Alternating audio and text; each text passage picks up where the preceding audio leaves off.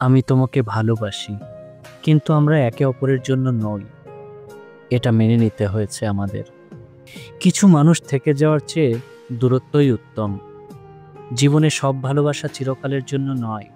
কখনো কখনো কারো প্রতি ভালোবাসা যতই গভীর হয়ে থাকুক না কেন, এমন একটা সময় আসে যখন বোঝা যায় যে আমার আর তোমার পথের গতি এক নয়, ভালোবাসার ধরন এক নয়। তাই আলাদা হয়ে যাওয়ার সিদ্ধান্ত নেওয়াটা ভালোবাসার জন্য কম নয়, যদি সেটা দুজনের জন্যই ভালো হয়।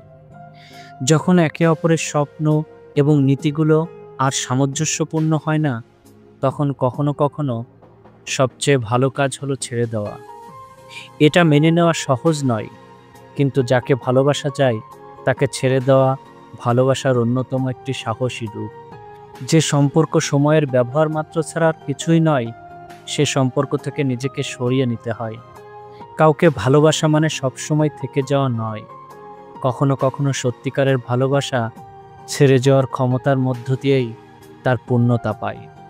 এটা কঠিন, কষ্টদায়ক, কিন্তু ভালোবাসার প্রকৃত অর্থ কী তা আরও গভীরভাবে বোঝা যায়। যেই দরজা বারবার ক্ষতবিক্ষত করে, সেই দরজায় খিল দিতে শিখতে হয়। হোক বাইরের দৃশ্য খুব সুন্দর, কিংবা হোক বাইরের মানুষগুলো একেবারে মনের মতো পরিপাটি কিংবা কাছের, তাতে কি? কিছু ভালোর জন্যই ছেড়ে আসা উচিত। কিছু ভালোবাসা কখনো পূর্ণতা পায় না, কিন্তু বেঁচে থাকে হৃদয়ের এক কোণে। তবুও সব কিছু ছাপিয়ে জীবনটাকে এগিয়ে নিয়ে যেতে হয়। বিচ্ছেদকে ব্যর্থতা মনে না করাই ভালো, বরং এটি একটি শিক্ষা, এবং সঠিক ব্যক্তি বা সঠিক সময়ের দিকে এটি একটি পদক্ষেপ। শেষ পর্যন্ত দুজনেই জীবনের জন্য সঠিক দিক অনুসরণ করতে এটা বেছে নেওয়া হয়। তাই কোনো সম্পর্ক যদি এই পর্যায়ে এসে পৌঁছায়, তাহলে দূরত্বের চেয়ে আর ভালো কিছু হতে পারে না। কিছু বিদায় শব্দহীন হয়, কিছু সম্পর্কের শেষ হয় ব্যাখ্যাহীন। সবচেয়ে বেদনাদায়ক বিদায়গুলো সেগুলোই, যা কখনো বলা হয় না, ব্যাখ্যা করা হয় না, শুধু নীরবতার গভীরে হারিয়ে যায়।